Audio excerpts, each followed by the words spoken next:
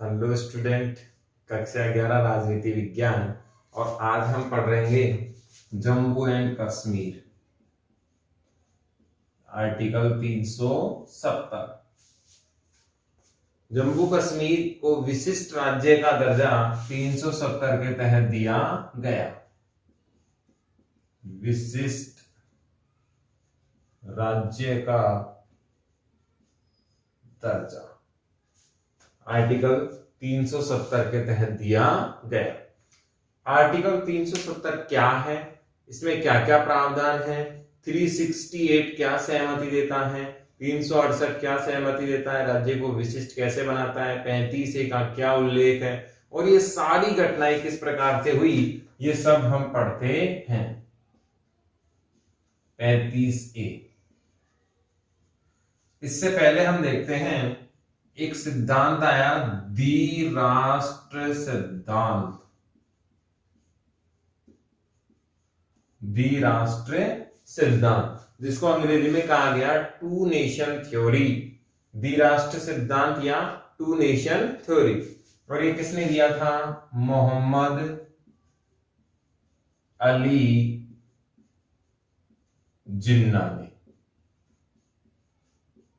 ये सिद्धांत किसने दिया? मोहम्मद अली जिन्ना ने दिया। ये इसलिए कहा गया था क्योंकि उनका ये सिद्धांत ये चाह रहा था, ये मोहम्मद अली जिन्ना चाह रहा था कि मुसलमानों के अधिकारों की रक्षा बहुसंख्यक भारतीय क्षेत्र में संभव नहीं है। इसके जो प्रबल विरोधी थे वो कौन थे? एक तो गांधी जी थे, एक अब्दुल गफार खान। ये दोनों ही इस द्विराष्ट्र सिद्धांत के प्रबल विरोधी थे। इन्होंने माना टू नेशन थ्योरी कोई सॉल्यूशन नहीं है हमारी समस्या का। हम पढ़ रहे हैं जम्मू कश्मीर विशिष्ट राज्य का दर्जा 35A, या जम्मू कश्मीर किस प्रकार से विवाद था। 3 राज्य तो हमने पढ़ लिए थे, जम्मू कश्मीर आज बचा था। तो द्विराष्ट्र सिद्धांत कब आया? 1940 में आया। और किसने दिया? मोहम्मद अली जिन्ना ने ये सिद्धांत दिया। इसके तहत क्या बात कही गई कि भारत और पाकिस्तान 2 राष्ट्र बनेंगे, जिसमें हिंदू कहाँ रहेंगे? भारत में रहेंगे, और मुसलमान कहाँ रहेंगे? पाकिस्तान में रहेंगे। ये बात निकल कर आई। और पार्टीशन की बात कही गई, 2 अलग अलग देश होंगे, मुस्लिम बाहुल्य क्षेत्र वालों को बांटकर मुस्लिम में जोड़ दिया जाएगा, पाकिस्तान कहलाएगा। हिंदू बाहुल्य क्षेत्र एक जगह रहेंगे और वो क्या कहलाएगा? हिंदुस्तान या भारत कहलाएगा। इस सिद्धांत का समर्थन किसने किया? मोहम्मद अली जिन्ना ने और मुस्लिम लीग ने। मुस्लिम लीग ने, इन 2 ने इसका समर्थन किया द्विराष्ट्र का, और 2 ने ही विरोध किया, गांधी जी और अब्दुल गफार खान। इनको सीमांत गांधी भी कहा जाता था। इनको सीमांत गांधी भी कहा जाता था, क्योंकि गांधी के विचारों की क्या करते थे? अनुसरण करते थे। यहां तक सवाल क्या क्या बने वो देखते हैं हम एक बार। जम्मू कश्मीर को विशिष्ट राज्य का दर्जा कौन से अनुच्छेद के तहत दिया गया? 370 के तहत दिया गया। 35A में क्या उल्लेख है? वहां पर कोई जमीन नहीं खरीद सकता, भारत के किसी भी हिस्से का नागरिक वहां जमीन नहीं खरीद सकता। द्विराष्ट्र सिद्धांत किसने दिया? मोहम्मद अली जिन्ना ने दिया। कब दिया? 1940 में दिया। द्विराष्ट्र सिद्धांत क्या था? टिप्पणी लिखें। द्विराष्ट्र सिद्धांत 1940 में दिया गया, जिसके तहत कितने राष्ट्र होंगे? 2 राष्ट्र होंगे। एक भारत होगा जो हिंदू बनेगा, हिंदू राष्ट्र बनेगा, दूसरा पाकिस्तान जिसमें मुस्लिम लोग रहने वाले हैं। ये कब आया था? 1940 में आया था। इसका समर्थन और किसने किया? मुस्लिम लीग ने किया। द्विराष्ट्र का विरोध करने वाले कौन लोग थे? गांधी जी थे, अब्दुल गफार खान थे, जिसे सीमांत गांधी भी कहा जाता था। इतनी बातें आपको समझ में आनी चाहिए। इसके बाद अगर हम देखें तो फिर मजबूर होकर भारत पाकिस्तान का क्या हुआ? बंटवारा हुआ। और 14 अगस्त 47 को पाकिस्तान और 15 अगस्त 1947 को भारत आजाद हुआ। ये भी एक लंबी स्टोरी है, अपने सिलेबस में यहाँ पर डिटेल से इसको पढ़ेंगे। बस इतना सा था कि मोहम्मद अली जिन्ना को ये विश्वास नहीं था कि पाकिस्तान बन भी जाएगा या नहीं, इसलिए उन्होंने जिद पकड़ ली पाकिस्तानियों ने, और फिर पाकिस्तान को पहले रिलीज किया गया। भारतीयों को ट्रस्ट था कि हमारा देश तो अब आजाद, जब कमिटमेंट हो गया है तो होना ही होना है। मोहम्मद अली जिन्ना जिद पकड़ के बैठ गए, इसीलिए एक दिन पहले उनको रिलीज किया गया। इसके बाद होता क्या है, 1948 में ये जो जम्मू कश्मीर वाला हिस्सा है हमारा, ये वाला, ये इस तरीके का जो हिस्सा है भारत का, इस हिस्से की यदि हम बात करें तो 1948 में ये वाला हिस्सा अभी पीओके है वर्तमान में। ये वाला चीन के पास है और ये वाला लगभग भारत के पास है, और सियाचिन ग्लेशियर लगभग यहां ये पड़ता है। अब इसमें से जो पीओके वाला हिस्सा है, पाकिस्तान ऑक्यूपाइड कश्मीर, इसको पाक अधिकृत कश्मीर भी कहते हैं। पाक अधिकृत कश्मीर, इसे हम क्या कहते हैं, पाकिस्तान ऑक्यूपाइड कश्मीर या पाक अधिकृत कश्मीर। 1947 में ये पूरा ही कश्मीर हमारे पास था, लेकिन पाकिस्तान ने अवैध कब्जा इस पर कर लिया।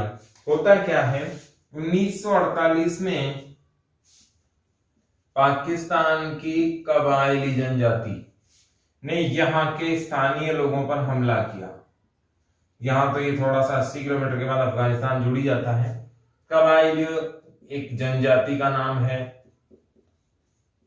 इन्होंने हमला किस पर किया, भारत पर किया, यानी कि भारत वाले जम्मू कश्मीर पर किया। उद्देश्य क्या था कि यहां भी मुसलमान और यहां भी मुसलमान, तो मुसलमान मुसलमान का क्या देगा, साथ देगा, और इसको हम काट कर किधर मिला लेंगे, पाकिस्तान को मिला लेंगे। यहां तो पाकिस्तान है ही, ये वाला पूरा इंडिया है यहां से यहां तक, और इनका मानना था कि पाकिस्तान वाले जब इधर आएंगे तो ये साथ किसका देंगे, मुसलमानों का देंगे, ना कि हिंदुस्तान का देंगे। कबायलियों ने हमला किया। अब आपको यहां ध्यान रखना है कि ये क्षेत्र अभी आजाद नहीं हुआ है। इधर पाकिस्तान बन चुका है, इधर भारत बन चुका है। ये वैसे के वैसे ही जैसे राजा हुआ करते थे, और यहाँ राजा कौन है, महाराजा हरि सिंह जी हैं। अब यहाँ देखने वाली बात है, अब ये ट्रायंगल बन चुका है, एक तरफ राजा हरि सिंह है, एक तरफ पाकिस्तान है और एक तरफ भारत है। राजा हरि सिंह क्या चाहते थे, हरि सिंह जी ने कहा या तो मैं भारत में आऊंगा और या मैं आजाद रहूंगा। दोनों ऑप्शन इन्होंने रखे कि या तो मैं क्या रहूंगा, आजाद रहने वाला हूं, या मैं किसके साथ जाऊंगा, भारत के साथ जाऊंगा, पाकिस्तान के साथ मैं नहीं जाने वाला हूं। ये बात किसने कही, हरि सिंह जी ने कही। अब इस बात को सुनकर कबायली हमले का प्लान पाकिस्तान ने किया, और जब ये बात हरि सिंह जी को पता लगी कि मामला गड़बड़ हो गया है, पाकिस्तान हम पे कब्जे के मानस से आ रहा है और कबायलियों के साथ उनकी सेना भी है, तो ऐसी स्थिति में भारत से मदद मांगी किसने, हरि सिंह जी ने। लेकिन भारत ने भी शर्त रखी कि हम आपको सशर्त सेना देंगे, और शर्त क्या थी, विलय की, कि आप हम में शामिल हो जाएं तब हम आपको सेना देंगे। हरि सिंह जी ने इस पर सहमति प्रदान की। भारत की सेनाएं गई और भारत की सेनाओं ने बहुत आगे आए हुए सेनाओं को पीछे हटा दिया, लेकिन ये इतना इलाका हम लोग आजाद नहीं करवा सके। अब इस पे भी बहुत सारे सवाल खड़े होते हैं कि भारत की इतनी प्रबल सेना, छोटा सा पाकिस्तान, नया नया देश बना था, भारत भी नया ही बना था, लेकिन इतना प्रबल होते हुए भी क्यों नहीं छुड़वा पाया, पता नहीं इसके पीछे क्या रीजन थे। लेकिन इतना तो पक्का था कि भारत सरकार की इच्छा शक्ति नहीं थी। एयरफोर्स का हमने इस्तेमाल किया ही नहीं, पूरी तरीके से ताकत लगाई ही नहीं तो लाहौर कराची भी हमारा ही हो जाता और देश बांटने की जरूरत ही नहीं पड़ती। लेकिन कहीं ना कहीं हमारे पॉलिटिकल एजेंडे में इच्छा शक्ति कम थी, इसीलिए हमने बहुत बड़ा क्षेत्र पाकिस्तान को ऐसे ही दे दिया। अब यहां तक की स्टोरी हमने क्या पढ़ी, 47 में 2 देश बने, 15 अगस्त को भारत और 14 अगस्त को पाकिस्तान। ये बोर्ड ने सवाल पूछा था, पाकिस्तान का स्वतंत्रता दिवस कब था, तो 14 अगस्त 1947 को था। भारत का ये पूछ लेते। अब यहां से क्या हुआ, 48 में हरि सिंह जी फैसला नहीं कर पाए भारत में रहना है या पाकिस्तान में। इसका फायदा किसने उठाया, पाकिस्तान ने। हमले किससे करवाए, कबायली जनजाति से हमले करवाए, ताकि ये नहीं लगे कि भारत पर पाकिस्तान ने अटैक किया है।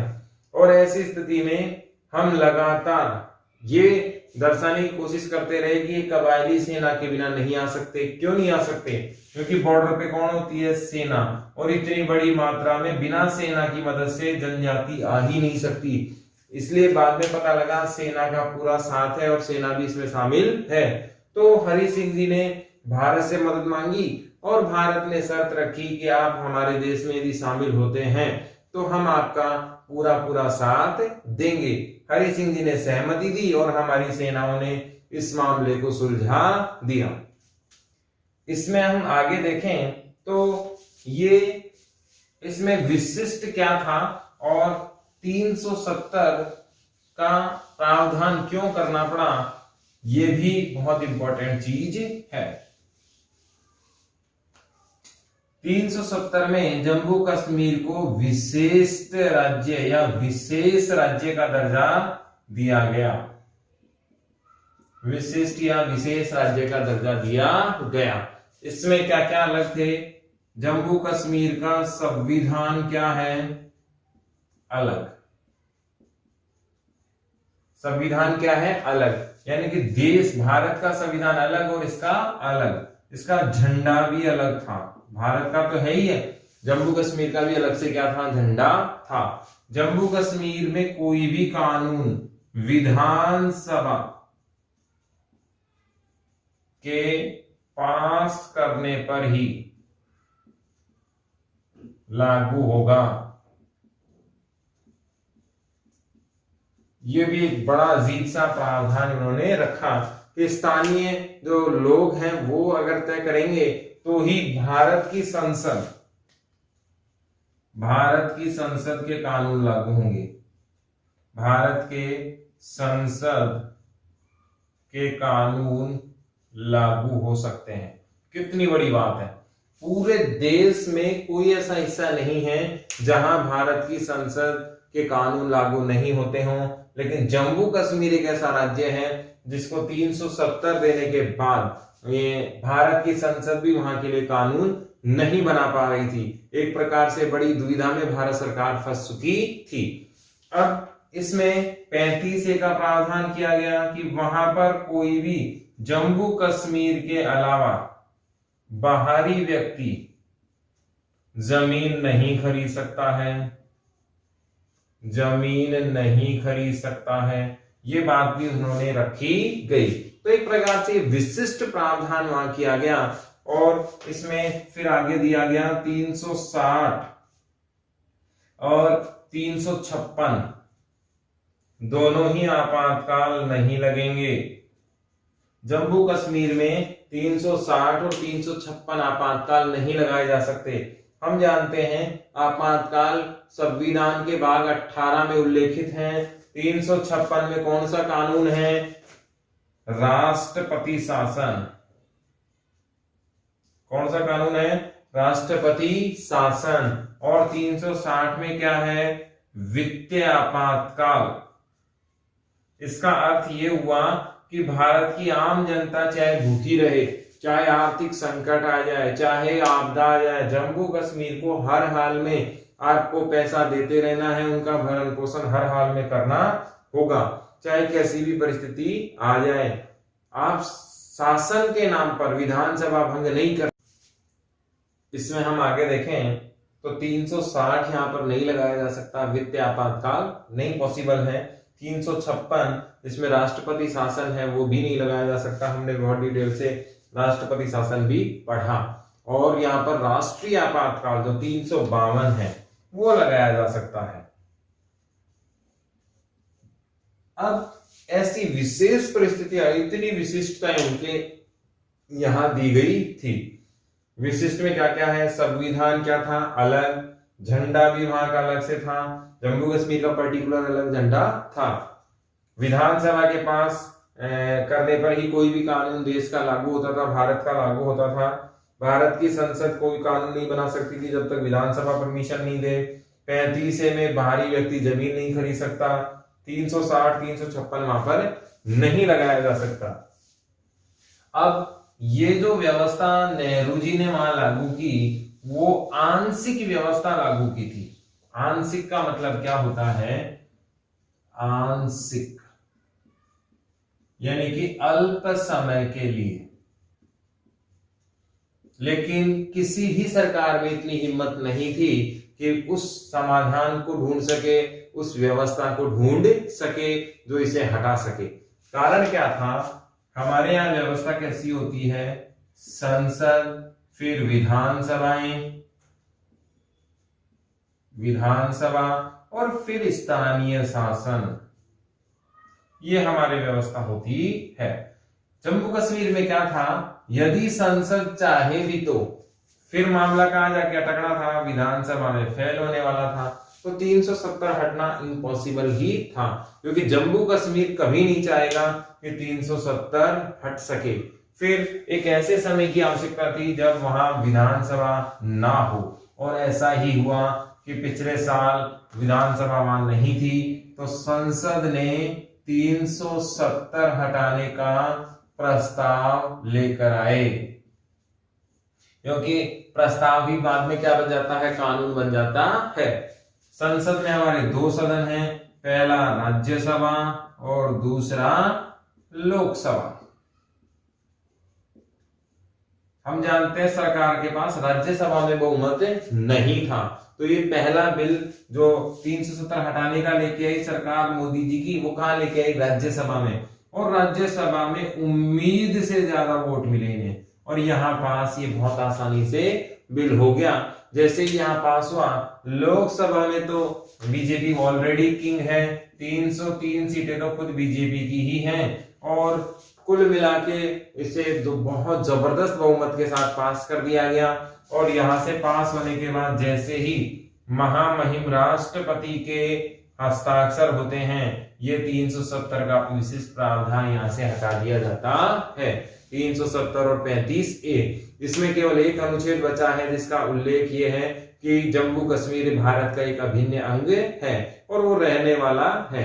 आज भी हम पूरी जो चुनाव की सीटें हैं उसमें पीओके की भी चुनाव की सीटें जोड़ते हैं, क्योंकि पीओके हमारा अभिन्न अंग है। इसमें यदि हम 368 को देखें तो ये विधानसभा का विशिष्ट प्रावधान करता है। अब इसमें एक मुद्दा और रह गया, वो रह गया जम्मू कश्मीर और अंतरराष्ट्रीय मामला। जम्मू कश्मीर को लेकर वीटो का इस्तेमाल भी हुआ है, वीटो का इस्तेमाल भी हुआ है। अब ये वीटो क्या है, ये आपको थोड़ा सा देखना होगा। वीटो का अर्थ है विशिष्ट शक्ति। यूएनओ बना था 24 अक्टूबर 1945 को, और इसका पूरा नाम है यूनाइटेड नेशन ऑर्गेनाइजेशन, जिसको हम हिंदी में कहते हैं संयुक्त राष्ट्र संघ, और ये संपूर्ण दुनिया के मसले देखता है। नेहरू जी जम्मू कश्मीर मामले को कहां ले जाते हैं, यूएनओ में ले जाते हैं, जबकि हमें खुद ही सुलझाना चाहिए था। यूएनओ में मामला जाते ही अमेरिका ने बार बार जम्मू कश्मीर मामले पर क्या लिया है, वीटो लिया है। अमेरिका ने सैन्य कार्रवाई का भी समर्थन किया था, सैन्य कार्रवाई का भी समर्थन किया था, और भारत के कब्जे को क्या बताया था, अवैध बताया था। कहा था कि भारत ने जबरन कब्जा जम्मू कश्मीर पे कर रखा है। यानी कि कुल मिला के भारत के विरुद्ध बयान किसने दिए प्रारंभिक काल में, जम्मू कश्मीर को लेकर अमेरिका ने दिए। वीटो कौन लाया भारत के विरुद्ध, अमेरिका ही लेकर आया। कहा, संयुक्त राष्ट्र संघ में और पाकिस्तान के पक्ष में। हमारे पक्ष में वीटो किसने लिया, रूस ने लिया। किसको लेकर, जम्मू कश्मीर को लेकर वीटो हमारा समर्थन करता रहा है, रूस हमेशा हमारे साथ खड़ा रहा है। तो ये अंतरराष्ट्रीय मामला इसमें संबंधित होना चाहिए, आपको समझ में आना चाहिए। यहां जनमत संग्रह की बात भी कही गई।